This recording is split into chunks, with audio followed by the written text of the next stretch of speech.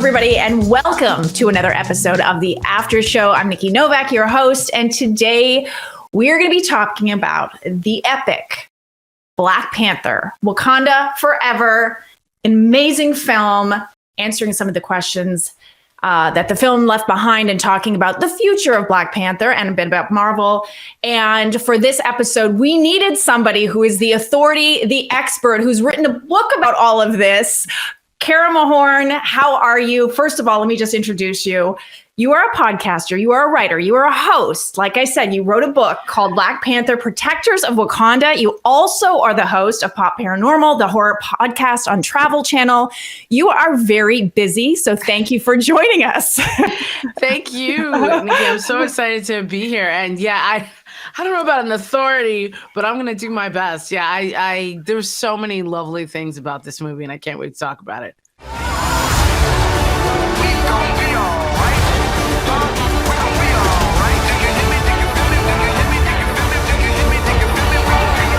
Okay, so before we move forward, and I am excited to talk to you because I know we just chatted a little bit before we started. You said you've seen this film 3 times. Yeah. And I'm so interested in your perspective. But for people who have not seen Black Panther, Wakanda Forever, this is a spoiler-filled discussion. So if you like that kind of thing before you go see the movie, then, stay with us. Otherwise, leave, come back once you've seen the film.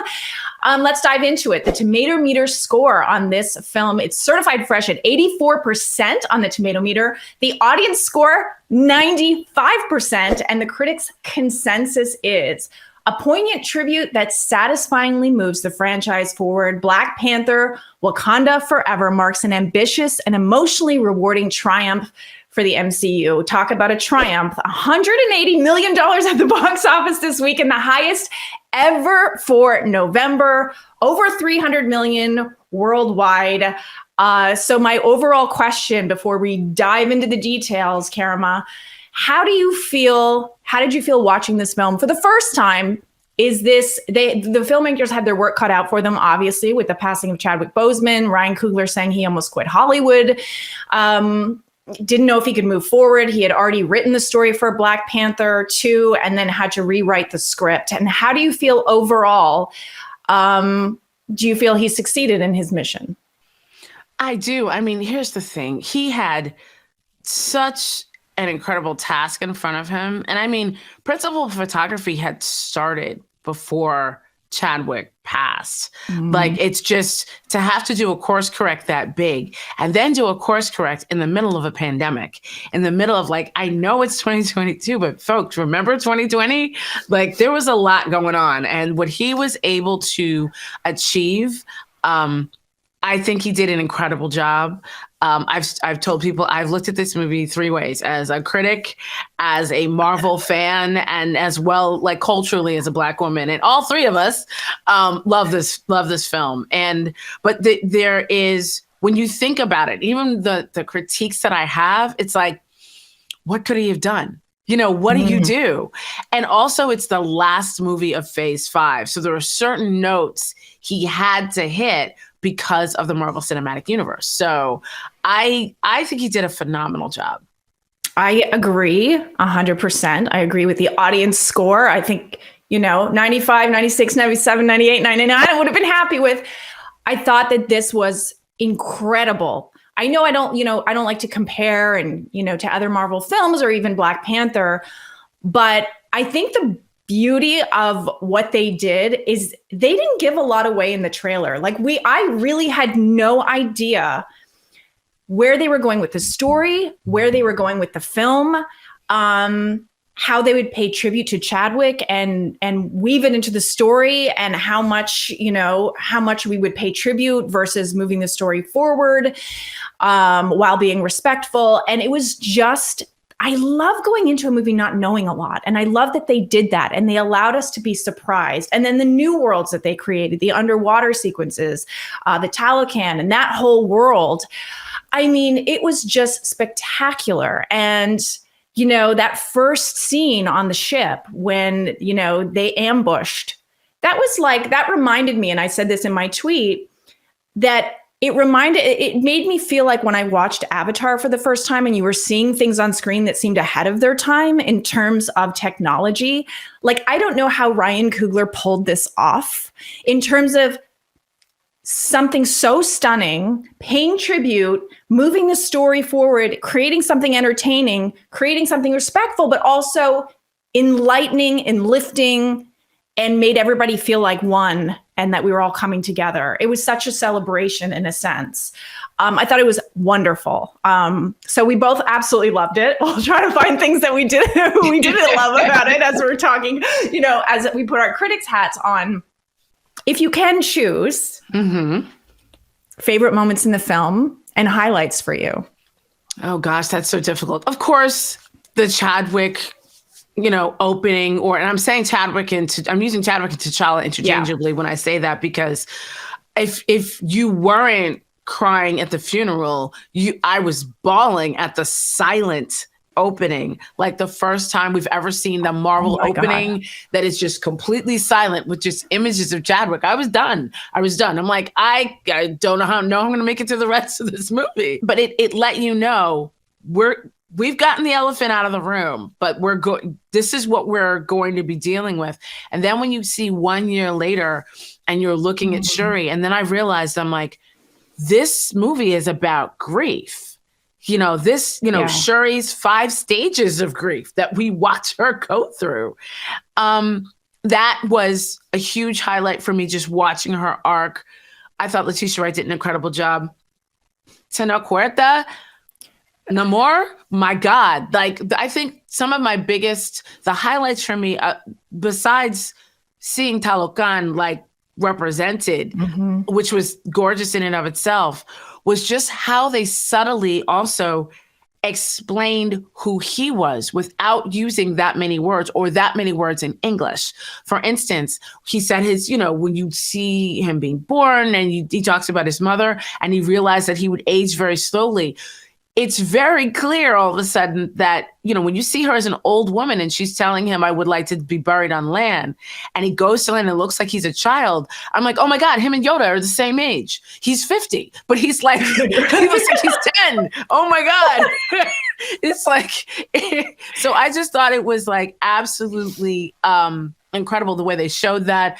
A lot of the moments of how he saw the surface world were painted on the wall. Like, there was a lot of symbolism there. I love that. Of course, Talocan, and then, Angela Bassett, like, who should win all the things. I take issue with the fact that, she was taken out, her character was taken out in the film, but we'll get there. Ooh, but yeah, she embodied this woman who had to bury her husband, bury her son, is now running a country and is not here for your excuses. Like, she was incredible. And I thought that scene between, obviously her and Okoye, where Okoye has lost Letitia and she doesn't know if her child is alive or not. That was one of the most profound moments in the film. And then the last highlight I will say is the fight between Shuri and Namor. That was hardcore. And there were moments that had very little music. Sound effects, yes, but very little music. And I found that really, really powerful, even though the music and the score was absolutely, incredible. But there were so many moments, there's just too many to really count, but those are the big ones that come to mind for me. I want to add, you touched on it, but Okoye, I loved Angela Bassett, that powerhouse speech she gave, Have I Not Suffered Enough? But when she fired her, the humiliation on her face, and how much that position meant to her and how much she was losing, hats off to Denai as well, right? I mean, talk about a great, tennis match between two great actors, and absolutely, and that power between the two of them. But I won't waste too much time because I concur with all of your, all of it. But I also liked Shuri And Namor sort of having those quieter moments where he explained, and you touched on that too, where he explained to her his point of view, because we've always heard in the past, oh, I like a villain that's misunderstood, or that, you understand his motivations. He's not evil necessarily. He has real reasons for doing what he does, and those make the best villains. Never has that been more apparent than in this film, where he brought me, such a great actor. He's so much charisma. He brought me to so many different places during the film, to where I understood him. I wanted everybody to just get along, to where I hated him when he then, did what he did. And what an introduction to his character. Oh, absolutely. And cannot wait to see more of him, and how often that doesn't happen with certain villains in any film, not Marvel exclusively, but so many forgettable villains that I don't really care. And I've seen enough after one film. I'm like, give me more of that, because that was incredible, but also the world building. Okay, so let's talk about, so you mentioned that you loved Letitia's performance. What did you think about how they incorporated her, wearing the suit and sort of taking on the Black Panther mantle, so to speak, in this film? Well, now this is the comic book part of me. Okay. There were, in the comics a few years ago, a writer named Jonathan Hickman created something. It was for T'Challa, but I think they applied it to her in this case. He gave him sort of Avatar: The Last Airbender powers, where he could talk to all of his past, the Black Panthers, and we saw that in the first movie when T'Challa was speaking to T'Chaka. Yeah, but the energy they also created in the comics was that whoever needed to be there when you needed them stepped up. And so I liked the fact that they kind of brought that through. She was going through her stages of grief. Denial was one of them. Her going from grieving to anger to acceptance when she's having that conversation with Namor, to then, absolute rage. What that did to Shuri was fascinating. And I also loved how Winston Duke's M'Baku embraced his role as leader and counselor to the now Queen Regent. And I just thought that whole arc was fascinating. There's only one part that did not work for me. Okay. And it was not in Letitia's performance. It was in the editing. And that was when she had him dead to rights and you thought she was going to kill him, and she makes the decision not to. I don't think there was a strong enough impetus there to not kill him. And I do think that if her mother was still alive, if she was like in a injured or in a coma, or she could hear her mother, she did see her mother in her mind, but she just sort of popped up and she's like, oh, okay, I won't kill him. I just felt like that could have had a few more beats. And so that to me was the only thing that was a little bit off. I'm glad that he didn't die, because I want to see Tenoch again. But I do think that Letitia's character as Shuri really took a very, very interesting arc. But I think at the same time, you could see her grieving through Chadwick just under that layer. There were some moments he just wasn't acting. Yeah. I think what's interesting too is in Black Panther, she represented technology. And in this film, she's the heart of the film. That's a tall order for an actress to pull off. She was also, in the first one when we were introduced to her, everybody fell in love with her character, right? Just because she did bring the technological side to things. She had that great banter with Chadwick, and their relationship was so integral to why that film worked. It was such a cute back and forth between the two of them. So to have her have to move forward without him and create a new arc for her character and a new, like you said, the 5 stages of grief, she did a wonderful job. And I hadn't really thought about that moment. You're right about what's her motivation for letting him live. It did remind me a little bit of Eternals. Remember in Eternals? Yes. I remember watching it and going, oh, this reminds me of that moment that didn't quite work, but I didn't really think it did. I mean, I had a few other issues. Little small issues with this film. That wasn't one of them. But now when you point that out, I'm like, oh yeah, you're right. You're right. I mean, same. I'm glad she did. So moving forward, Angela Bassett is getting a little bit of Oscar talk for this performance. As she should. It's a tough category this year. This is a really great year for female actresses, both in lead and supporting. But you believe, I mean, it's just obvious that you feel like she should be nominated for this performance. Well, it's funny, the funny thing about the Oscars is I always feel like the people who win so often Best Actress should have gotten it for like another movie, but they give it to them in the year that they, 1,000%. Like Angela Bassett has done so many incredible films. Like, what's love got to do with it? Like, come on. So I think that, yes, there is some tough competition, but the amount of screen time that she got and the amount of moments that they let her do her thing. If you notice, when she was at the UN and they were trying to, talk around her and tell her like her, what Wakanda should be doing for the rest of the Western world, as well as when she was in those chambers with Okoye, letting her know that I'm sorry, you are no longer of service. And even when she was on the beach trying to plead with her child to get through her grief, all of those moments, if you notice, they were close-ups and they were medium shots. It was very rare that they went wide because they wanted, the camera just loves this woman and she's so incredible at what she does. Okay, so we talked a little bit about Chinook, but let's just dive into him a little bit deeper. Thoughts on his character overall and the writing of his story, and where do you want to see him go in the future?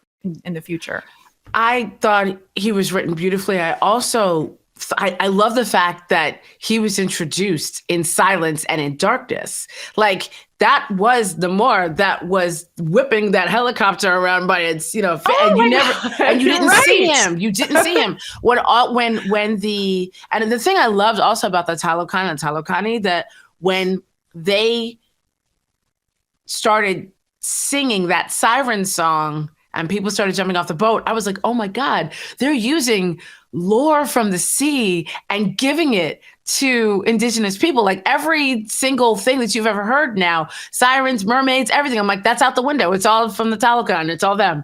And, but then when that helicopter's in the air, because remember, it takes off and they all just look up. No one is pressed. They just kind of looking up. And then it starts whipping around and you don't see why it was thrown into the sea. That was his introduction. And then you see him speak when he comes on land to meet Queen Rwanda. And it was really funny. He's like, oh, wow, it's beautiful here. The air is so lovely. Like, I just love not just the lines, but the way Tenoch Huerta really embodied the role, because when Shuri says to him, these are Mesoamerican artifacts, but these are your things. Like, how old are you? And it really came to you to see like this man, they look at him like he's a god because he ages as slowly as Wolverine. Like he could be like hundreds of years old. And it's just fascinating how he embodied that in just a few scenes. And I also loved his snark, his conversation that would be amusing sometimes. Like when Shuri's like, I'd love to see, the rest of your kingdom. And he's like, okay, you can go down there in that, but you'll be crushed. Or you can wear this suit. Like he had these moments of comedy that I thought were absolutely fantastic. His concept of timing, his moments, and there are things that he did he is such an incredible actor, even with his facial expressions. And that is an example of a really, not just well-trained, but well-versed actor. And I loved all of that with him. And everything he said, listen, this is what I'm here to do. This is why we're doing it. If you do not obey me, this is what's going to happen. And he stayed true to his word. How did you feel about the underwater sequences, the world that it built? I've heard people criticize a little bit the VFX, that they thought they were a little bit murky. It wasn't as bright as Black Panther. How did you feel about that? I do think that the choice to use a different, and I do not have the name of the DP in front of me, but the choice to have a different DP this time did make a difference. I did not want this to be bright and pink and purple like Aquaman. I didn't want to see that. Oh, but I didn't. No, that's not to criticize Aquaman, because Aquaman's brilliant, and it's just a different movie. Yeah, it's a different movie. It's just a different movie. But I definitely, and here's the thing: the first time I saw it, I was like a screener theater, and sometimes the screener theaters, the sound is better than the screen itself. Yeah. So I was like, all right, let me see it again. But I've seen it 3 times, and I'm still getting Game of Thrones, like, why is it so dark in certain areas? And so I really wish that some parts of that were brighter. I don't know if that's a VFX choice. I feel like that's a color correction choice. And that's a decision that was made by Coogler and his team.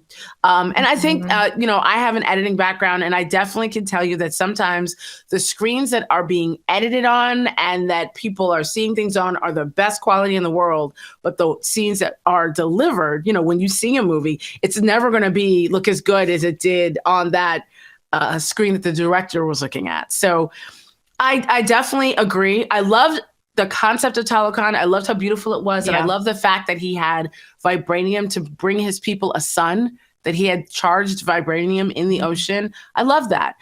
But I really do wish we were able to see more of the people and that it wasn't so dark. I do know that they're represented in that big throne scene. There's supposed to be thousands of people, but I didn't really get that until they were at war with Wakanda. And then I'm like, oh, there are a lot of Talokan. Okay. Yes. When we first dove into I felt like it was as expansive as it was. I was expecting it to be a little bit more. And then my brain, of course, goes to Avatar.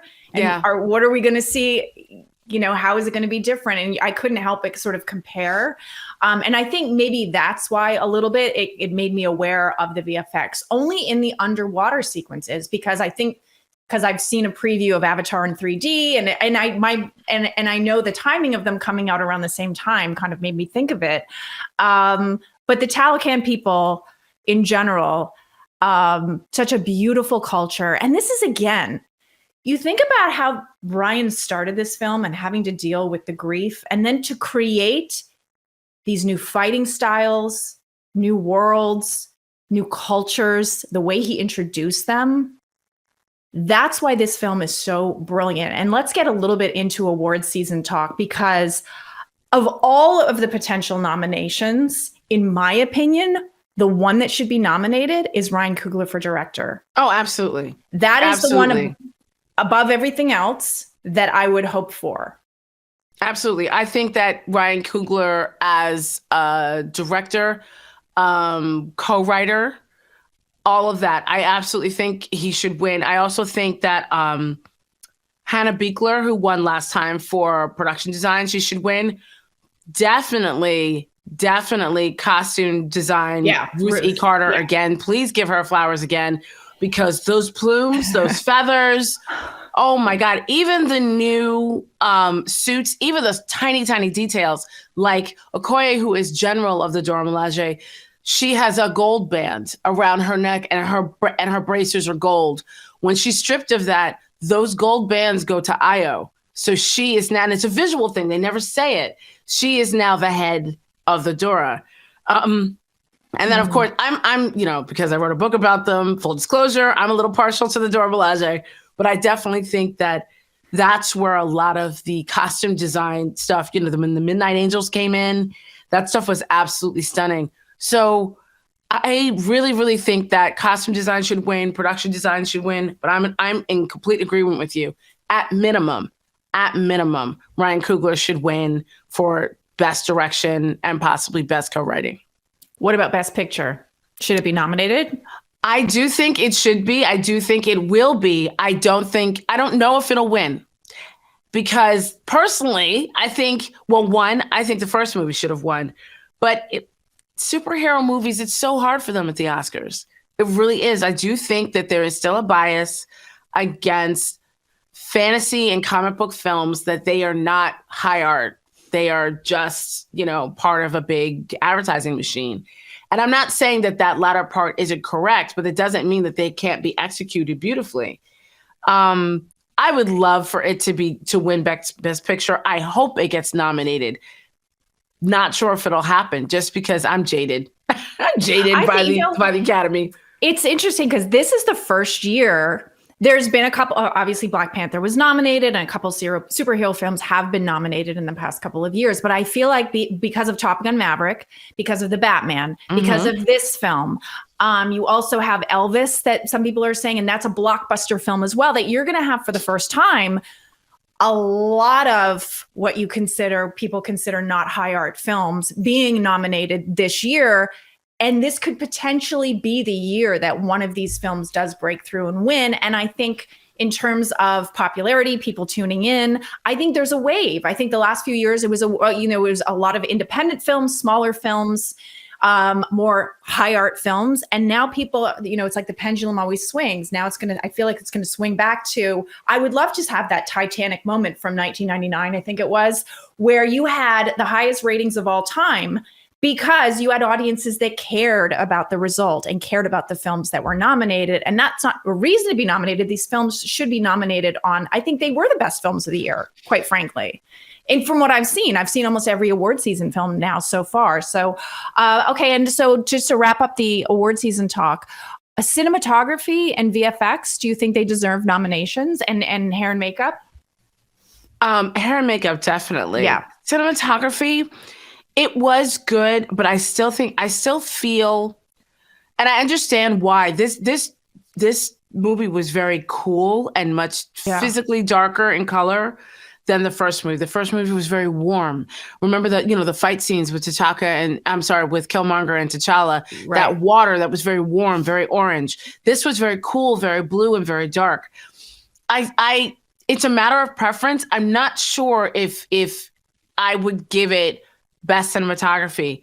Hair and makeup, absolutely. Costume design, absolutely. Ludwig Göransson's score, again. Oh, yes. When all of the music, when the Talokan come up out of the water, that siren song, that was chilling. Even the music that we hear within Talokan and the chants and language that they're using there, like all that research, again.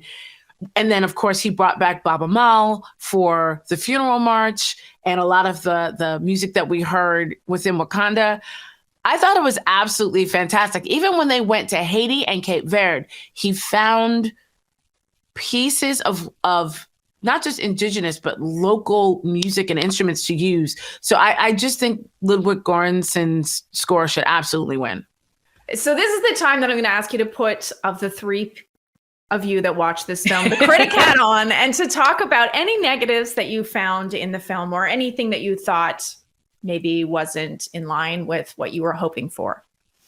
So yes, my critic hat, it's so funny because I've had this conversation with so many people. I think my critic hat would first say it did not probably need to be 2 hours and 40 minutes, which was 30 minutes longer than the first film. The first film was 2 hours and 15 minutes. I think there were moments that could have been shorter, that could have been given to other things, or just shorter as a whole. As a fan, I loved the length and I loved that it was, as long as it was, and I got to sit with some things before we ran off and looked at something else. Mm-hmm. But the critic in me was like, I could have shaved about 20 minutes off of this film. I think I mentioned earlier my little issue with Shuri's resolution towards the end. Mm-hmm. That is also tied to another problem I had with the film, and that was the death of Ramonda. I understood the gravitas that they were going for, but unfortunately, it's sort of a comic book trope to kill a woman to get everybody to do all the things, and I was kind of annoyed by that. At the same time, I was really devastated that it was, Ramonda's character, but also in terms of the film as a whole.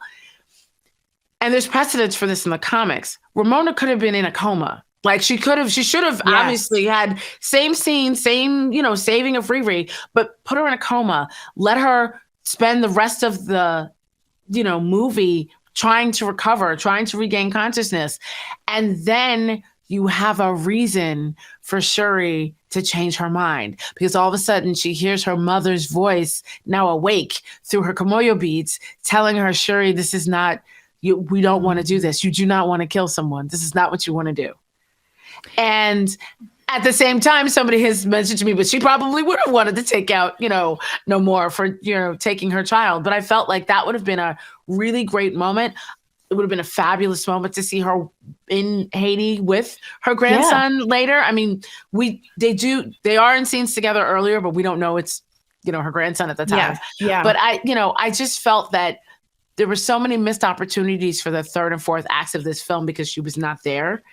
So that, to me, that bothered me. And I also think that, as a whole, also, we spent so much time mourning T'Challa that when she did die, it was sort of like, she's dead. I just processed that she's gone. And now we're looking at her casket. And now, okay, we're all moving to the Jabari lands. And I was like, she deserved a little bit more time than that, and so that also kind of rubbed me the wrong way a little bit. So I wish there was little more time spent, wish Ramona lived, wish there was more time spent on her, like a little bit more of her recovery.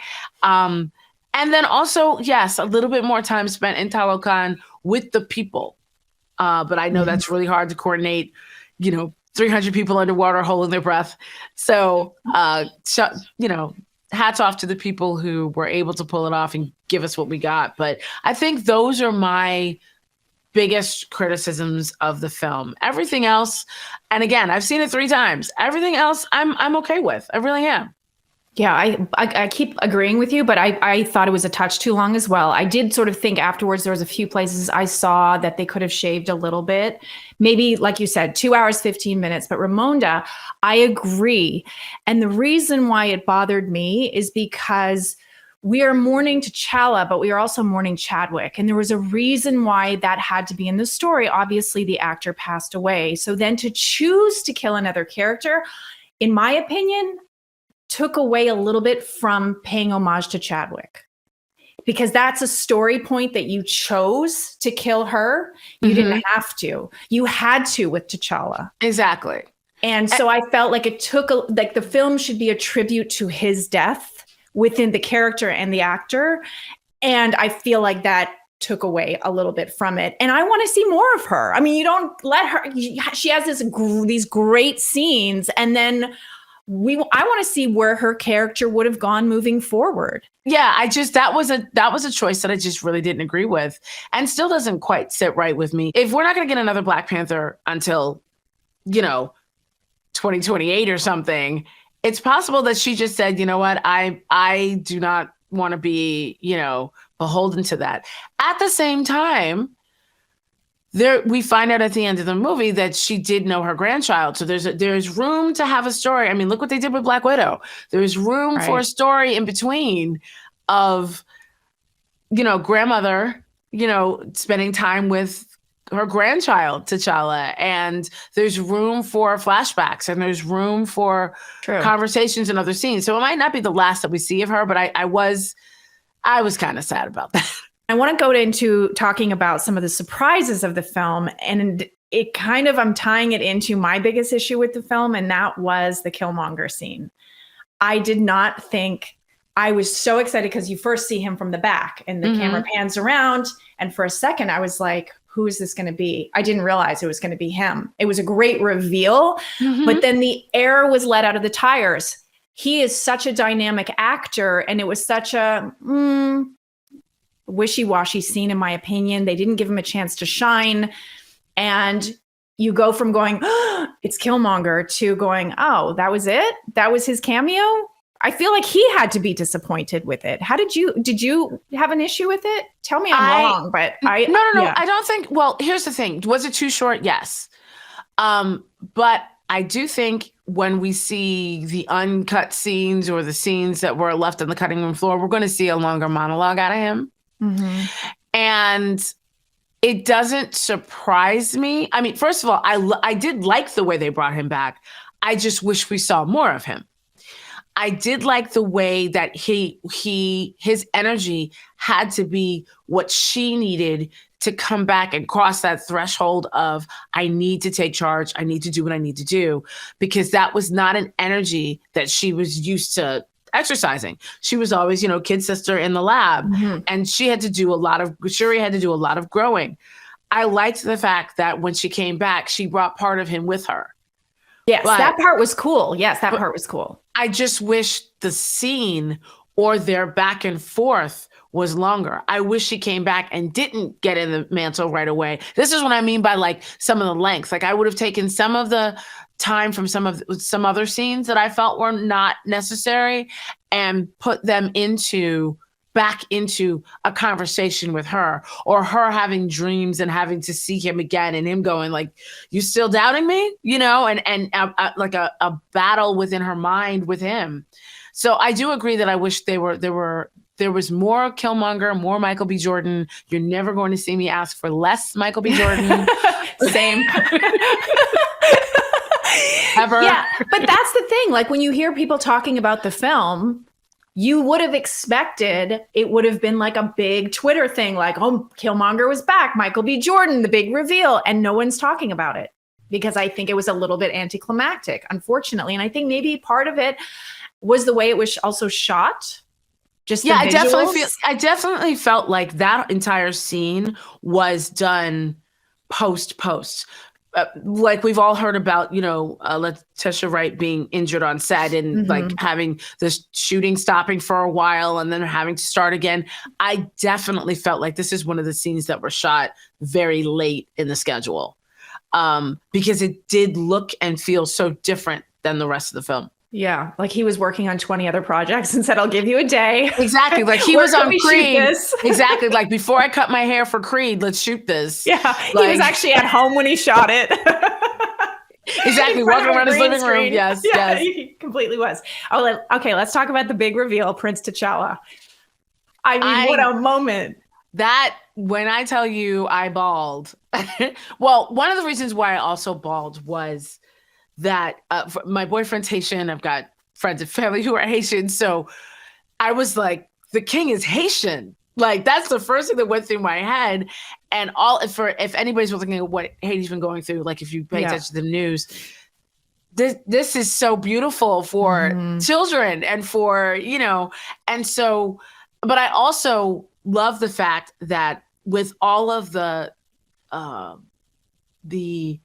rancor surrounding, hashtag recast T'Challa, and a lot of people being very angry about T'Challa not being in this film and not recasting an adult character. And we want T'Challa. We should not have a movie without T'Challa.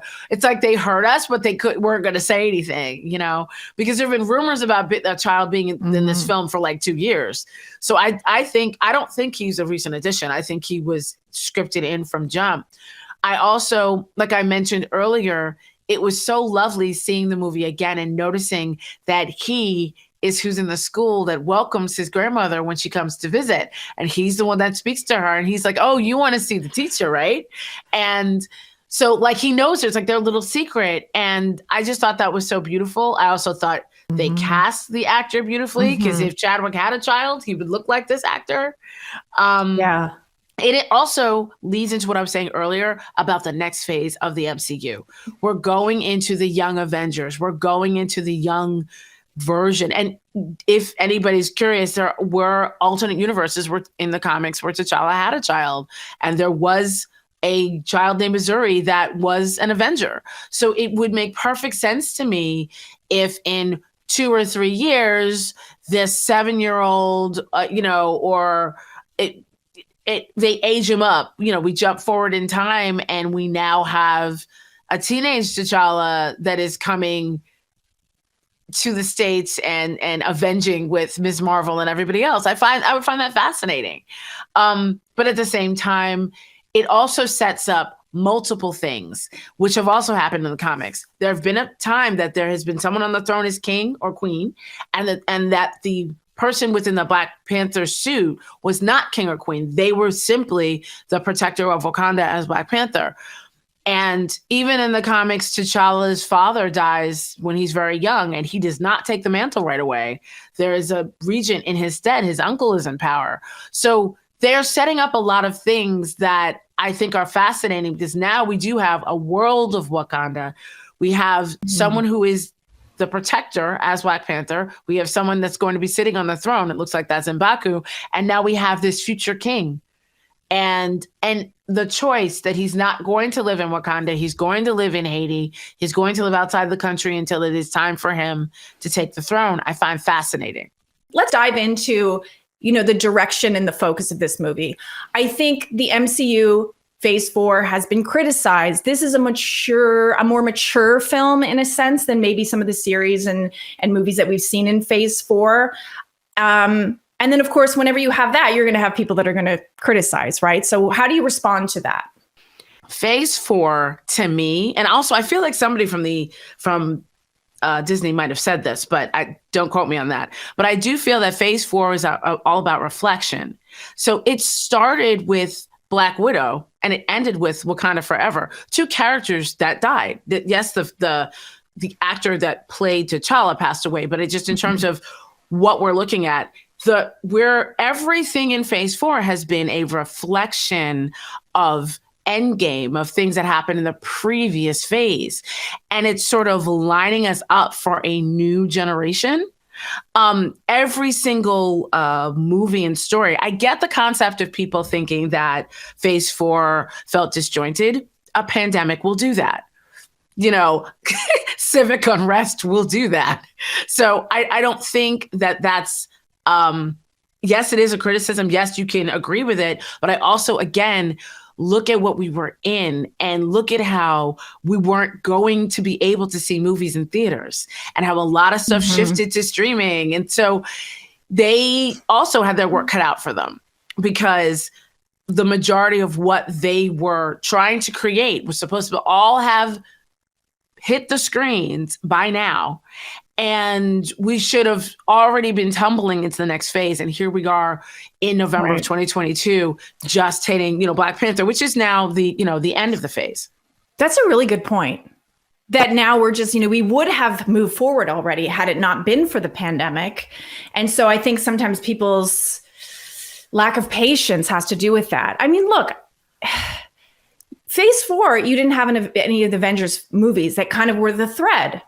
Because you are setting up this new world. A lot of the characters that we came to know and love from the Avengers films and, past phases have moved on, have, retired. So you need that reset. You need to hit the reset button and you need to build that world. And in Feige, I always trust, I believe. And, we're not going to get Avengers until Phase 6.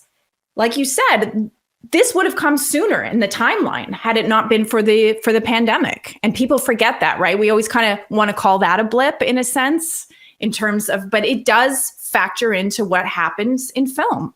It does. And also, I feel like we have seen the Avengers, but people don't realize who they're looking at, meaning they're setting up another generation. So I feel like the previous phases have been the older millennial Gen X reliving their childhood, seeing all of these comic book characters come to life. And that's how fandom drives, a lot of the marketing. It's like, oh, this is the comic or a character that I grew up with. But now what we're being introduced to is all of these new Avengers. Like even in the comics, there was a young Avengers. And Kate Bishop, Hawkeye was in there. Miss Marvel wasn't, but there's no reason why she couldn't be. But everybody's kid was introduced, like even Captain America Winter Soldier, Elijah Bradley, he becomes Patriot in the comics. We also have a new Captain America. Like, even though people I don't understand what we were doing here, you are being introduced to all of the new characters that I think are going to be making up the next phase. I mean, look at Heimdall has a kid, Axel, Thor, Love and Thunder, Gore the God Butcher's daughter is the goddess of love. I think people are so used to looking for where is the Steve Rogers, where is the Tony Stark, not realizing that, okay, but now we have Ironheart, now we might have a kid Loki, and I think, on top of everything else, we're going to get X-Men because not only was Miss Marvel introduced as a mutant, but Tenoch Huerta's character, Namor, said very plainly, I am a mutant. So we're about to get X-Men in the next phase. So I think what it is that I think a lot of people are waiting for the main course, not realizing they just got the appetizer. No, you're 100% right. And they want that familiarity, right? They want to see the stuff that's been familiar to them, the characters that have been familiar to them.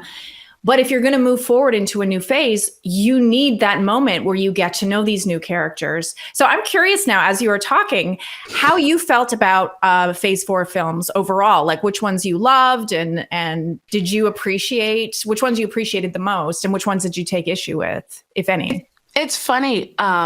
We were just talking about the seriousness of films, and I felt The Eternals was very serious.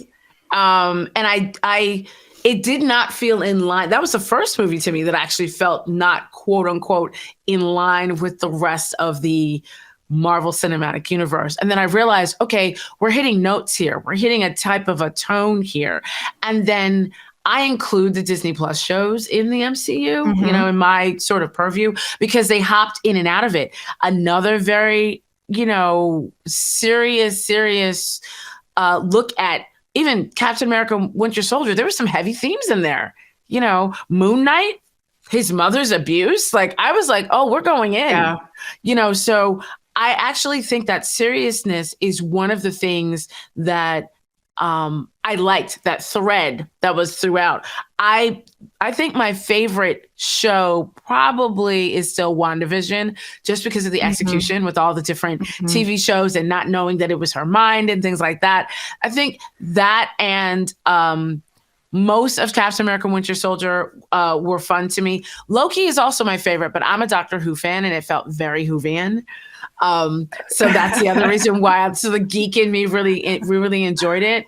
But of all the movies of Phase 4, I'm probably going to say that Shang-Chi and Wakanda Forever are probably my favorites. And just because of how big they were and how world encompassing and also the graphics and the effects and everything. And I'm a big fan of people who aren't born with superpowers, but get access to either something magical or tech or something that gives them access. And so they have to reconcile their real world issues and problems with their newfound powers. So I think both of those movies represent that. And I think those are my favorites. We're in line with completely in line with the TV shows, Phase 4, completely in line. But, you know, it's funny, as I reflect on Phase 4, I think initially, like when I saw Eternals, I remember going to the premiere and being like, when I look back, I want to watch it again now. I'm curious because I think it's that initial shock, again, of not having the familiar or know where it's going or seeing the thread. I think we'll see the thread as we move forward. They're laying the groundwork, like you said. But I appreciate that, even a Multiverse of Madness. I appreciate the different tone that I think when people reflect on it, you know, a few years from now, they'll look back with a different appreciation where they'll see how it sort of had that standalone feeling. And then one last question before we wrap up, should Coogler direct Secret Wars? What are your thoughts on that? I think he absolutely could. But what he went through, because I've seen some of those interviews where he talked about like almost quitting Hollywood. I don't know if he's got it in him. I think he's going to sit down for a minute. Like they're going to have to give him a whole lot of money. But I think they're already.